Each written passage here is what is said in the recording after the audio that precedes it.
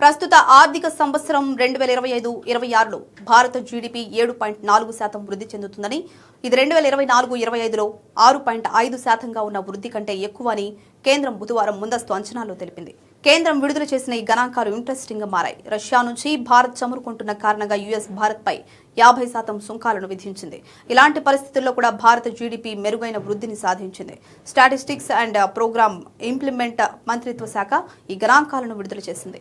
2025-26 ఆర్థిక సంవత్సరంలో అంచనా వేయబడిన 7.3% రియల్ గ్రాస్ వాల్యూ యాడెడ్ వృద్ధి రేటులో సేవల రంగంలో మంచి వృద్ధి జీడీపీ వృద్ధికి ప్రధాన కారణంగా ఉందని మంత్రిత్వ శాఖ పేర్కొంది. ఉత్పత్తి, నిర్మాణ రంగాలు 7% వృద్ధి చెందుతాయని అంచనా వేయగా, వ్యవసాయం, విద్యుత్, నీటి సరఫరా వంటి యుటిలిటీ సేవల వృద్ధి మితంగా ఉంటాయని భావిస్తున్నారు.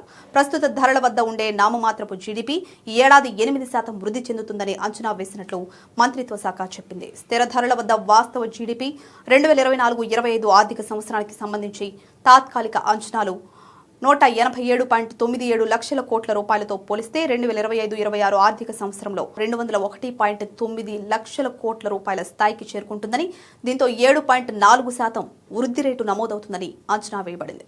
ప్రస్తుత ధరల వద్ద నామమాత్రపు జీడీపీ 2024-25 ఆర్థిక సంవత్సరంలో 330.68 లక్షల కోట్ల రూపాయలతో పోలిస్తే 2025-26 ఆర్థిక సంవత్సరంలో 357.14 లక్షల కోట్ల స్థాయికి చేరుకుంటుందని అంచనా వేయబడింది.